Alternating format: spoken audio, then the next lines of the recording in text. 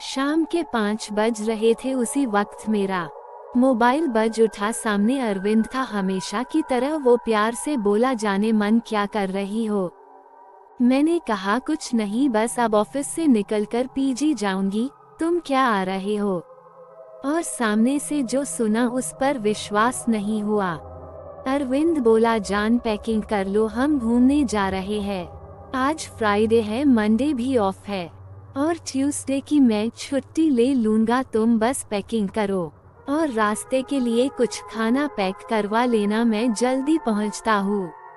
अरविंद भी ना सरप्राइज कर देता है। कभी कभी पिछले 1 महीने से इसी बात पर हमारी बहस चल रही थी। मैं उसे कह रही थी लॉन्ग वीकेंड आ रहा है, प्लान बनाओ, पर उसने अपने घर जाने की रट लगा रखी थी। हम दोनों ही कानपुर में जॉब करते थे, अलग अलग पीजी में रहते थे। हफ्ते में 3 से 4 बार मिल लेते थे, पर वीकेंड पर अरविंद का घर जाना जरूरी ही था। उसके पेरेंट्स उसका रास्ता देखते थे। मेरा अपना कहने को कोई नहीं था। इस दुनिया में चाचा ने बचपन में पाला पोसा पढ़ा लिखा भी दिया। अब जब वो नहीं रहे तो मैं उनकी फैमिली में एक सदस्य हो गई। इसलिए पिछले 2 साल से पीजी में रहने आ गई थी। यही अरविंद से मुलाकात हुई और कब मुलाकातें प्यार में बदल गई पता ही नहीं चला। हम दोनों उम्र के 30 बसंत देख चुकी थी। अब हमारे प्यार में लड़कपन नहीं था, एक गंभीरता थी। पर हम दोनों एक साथ लिव इन में रहने की हिम्मत ना जुटा पाए। खैर, ये तो हुआ परिचय। अब अपनी कहानी पर आती हूँ। उस दिन जैसे मेरे पैरों को पंख लग गए थे। मैं बहुत खुश थी। अरविंद के साथ इतने दिन बिताने की कल्पना से ही मैं सिहर उठी थी। मैं जल्दी से सब जरूरी चीजें पैक की, अपने वॉकिंग शूज कसे और रेडी थी। तभी फोन पर मिस्ड कॉल यानी अरविंद आ गया। मैंने जल्दी ही सामान गाड़ी में रखा और बैठते ही अरविंद को चुम लिया। वो भी बहुत खुश हो गया। उसने, किरण भी रेडी, हम एंजॉय करेंगे। हम पूरी रात ड्राइव करते रहे और जब सुबह की पहली किरण उदित हुई तो हम उत्तराखंड के एक छोटे से हिल स्टेशन पर पहुंच चुके थे। वहां हमने थोड़ा घूम घाम कर देखा। हमें रहने के लिए नदी किनारे एक शांत सी कॉटेज मिल गई। रूम बहुत बढ़िया था, बड़ी बड़ी खिड़कियां और सामने खूबसूरत नदी। अरविंद जानता था मुझे क्या पसंद है। हमने जल्दी से फ्रेश होकर पहले अपनी नींद पूरी करने का प्लान बनाया, पर बिस्तर पर आते ही वो रोमांटिक मूड में आ गया और फिर जो नींद आई। मेरी आंख 3 बजे के लगभग खुली। अरविंद अभी भी सो रहा था। मैंने उठकर कपड़े पहने और खाने के लिए कुछ ढूंढने लगी। तभी मुझे लगा जैसे कोई गुनगुना रहा हो। मैंने दरवाजा खोला तो लॉबी के आखिरी हिस्से में बड़ी सी खिड़की पर एक लड़की अपना सर टिकाए खोई हुई सी गुनगुना रही थी। उसकी पीठ मेरी ओर थी और उसके बाल घुंघराले बिखरे हुई स्याह काले। मुझे लगा यहाँ कोई और भी है। चलो अच्छा है, साथ में कोई अपनी उम्र का है, ट्रैकिंग में मजा आएगा। तभी अरविंद ने मुझे आवाज दी, जान कहाँ गई? और तभी उस लड़की ने मुड़कर मुझे देखा। वो बहुत ज्यादा गोरी थी। मुझे देख वो मुस्कुरा दी। मैंने भी मुस्कुराकर उसका प्रत्युत्तर दिया। हम तैयार होकर लगभग 4 बजे के करीब कस्बे की ओर निकले। मैं और अरविंद दोनों भूख से परेशान थे। आगे कुछ दूरी पर एक छोटा सा ढाबा दिखा। वहाँ हमने चाय और आलू के पराठे खाए। ढाबे का मालिक एक बूढ़ा सा आदमी था। वो कहने लगा, आप लोग कहाँ रुके हो? हम लंच बॉक्स भी भेज सकते हैं। जब हमने बताया हम कहाँ रुके हैं तो उस बूढ़े और ढाबे पर 2 से 3 लोगों की आंखें फैल गई। कोई कुछ बोला तो नहीं, पर कानाफूसी होने लगी थी। मुझे थोड़ा अजीब लगा, पर हम उस वक्त वहाँ से निकलकर नीचे बाजार की तरफ घूमने निकल गए। आते वक्त रात का खाना पैक करवा हम कोई 7 बजे के लगभग कॉटेज पहुँचे। मैन गेट पर शिब्बू मिल गया। वो कॉटेज का केयरटेकर था। उसने बताया यहाँ सिर्फ ब्रेकफास्ट और चाय काफी ही मिल सकती है। पर पीछे की तरफ किचन है जहां आप खुद खाना बना सकते हैं।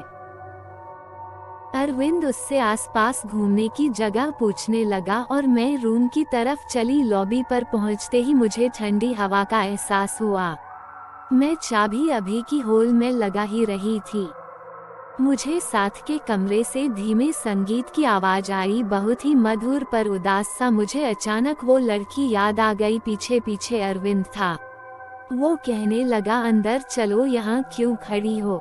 उस रात मैं बहुत सुकून से थी अरविंद की बाहों में। बाहर किस पहर बारिश शुरू हो गई थी, पता ही ना चला। मुझे प्यास लगी थी, फोन उठाकर देखा तो रात के 2 बज रहे थे। बारिश की रिमझिम और रात का सन्नाटा अलग ही दुनिया लग रही थी। मैंने अरविंद को देखा, वो किसी छोटे बच्चे की तरह सो रहा था। मैंने उठकर खिड़की खोली और बारिश की बूंदों को अपने चेहरे पर महसूस करने लगी। तभी साथ वाले रूम से किसी के रोने की आवाजें आने लगी। कोई आदमी जोर जोर से बोल रहा था और कोई लड़की रो रही थी। उनकी आवाजें स्पष्ट नहीं थी, जैसे दबी दबी सी थी। खिड़की बंद करने की आवाज से अरविंद भी उठ बैठा, कहने लगा, किरण, तुम रात को खिड़की क्यों खोल रही हो? ये कॉटेज नदी के पास है, जंगली जानवर भी आ सकते हैं। मैंने तब दिन में मिलने वाली वो बिखरे बालों वाली लड़की का जिक्र किया। मेरा ख्याल था वो कोई विदेशी है। अरविंद बोला, उन्हें छोड़ो, कल तुम्हें एक वाटरफॉल पर ले जाऊंगा। अभी इधर आओ और मुझसे लिपट जाओ।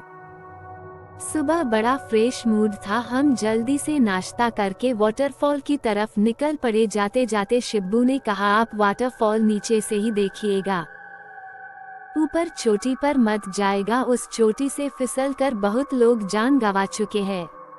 लगभग 3 किलोमीटर की ट्रैकिंग करके हम उस वाटरफॉल तक पहुंचे। वहां काफी चहल पहल थी, पर्यटकों के साथ साथ लोकल लोग भी थे।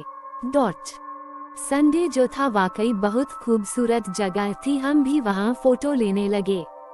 वहां पर एक छोटा सा लड़का लगभग जला हुआ पतीला, मैगी और कुछ कोल्ड ड्रिंक की बोतलें लिए बैठा था। अरविंद ने उसे कहा, मैगी के साथ साथ चाय पिला सकते हो? उसने हाँ में सर हिलाया। अरविंद उससे बातें करने में व्यस्त हो गया। मैं कैमरा ले थोड़ा और ऊपर को चढ़ने लगी। एक पतली सी उबड़ खाबड़ पगडंडी सी थी जो वाटरफॉल के साथ साथ चल रही थी। मुझे लगा, जहां अरविंद बैठा है उसके शॉट ऊपर से जा कर लिया जाए, वाटरफॉल की बढ़िया पिक्चर आएगी। अभी थोड़ा आगे ही बढ़ी थी कि अचानक वो उलझे बालों वाली लड़की मुझे अपने आगे दिखाई दी। वो बहुत तेजी से आगे बढ़ रही थी। मैं लगभग भागते हुए उसके पास पहुंची। मैंने हाथ आगे बढ़ाया ही था को वो पलटी। मैं सकप का गई। मैंने कहा, हेलो। वो मुस्कुरा दी। मैंने बात आगे बढ़ाते हुए कहा, यू अलोन हियर? उसने ना मैं सिर हिलाया। उसका चेहरा गोल और बहुत गोरा था, पर आंखें एकदम काली, उसके बालों की तरह। वो बेहद खूबसूरत थी। मैंने उससे पूछा, वेयर आर यू फ्रॉम? इस बार वो धीमी आवाज में बोली, मैं भी भारतीय ही हूँ। मैंने कहा, ओ, मुझे लगा आप विदेशी हो। वो हल्के से हंस दी। तभी मुझे ढूंढता हुआ अरविंद आ गया। मैंने परिचय करवाया, मैं किरण और मेरे हस्बैंड अरविंद। मैं झूठ बोल गई। उसने अपना नाम ललिता बताया। अरविंद ने चाय पीने का ऑफर दिया पर उसने मना कर दिया। वो चोटी की ओर बढ़ चली। जाते जाते अरविंद ने उसे भी कैफल कहा। वो पलटी और मुस्कुराते हुए हाथ हिला दिया। हम लगभग 2 घंटे वहीं बैठे रहे पर ललिता वापस नीचे की ओर नहीं आई। मैंने कहा, चलो बाजार घूम आते हैं, पर अरविंद का मूड कुछ और था। हम वापस कॉटेज पहुंचे। वापसी के सारे रास्ते अरविंद शरारत करते हुए आया था। कभी गले लगा लेता, कभी चुम लेता, कभी गोदी में उठा लेता। मुझे लग रहा था, काश यह वक्त यही रुक जाए, हम हमेशा यही रह जाए। जब मेरी नींद खुली, अरविंद बिस्तर पर नहीं था। मैं कपड़े पहनते हुए उसे आवाज देने लगी पर कोई जवाब नहीं आया। अरविंद कहीं भी नहीं था। तभी बाहर लॉबी में कुछ आवाज आई। मैंने दरवाजा खोला तो अरविंद बाहर उस खिड़की के पास खड़ा था जहां मैंने ललिता को पहली बार देखा था। उसी तरह सर टिकाए हुए बाहर देखते हुए। जनाब कहाँ खो गए? उसके बाद क्या होता है ये जानने के लिए सेकंड पार्ट सुनिए। ऐसी सच्ची कहानी सुनने के लिए चैनल को लाइक सब्सक्राइब करें।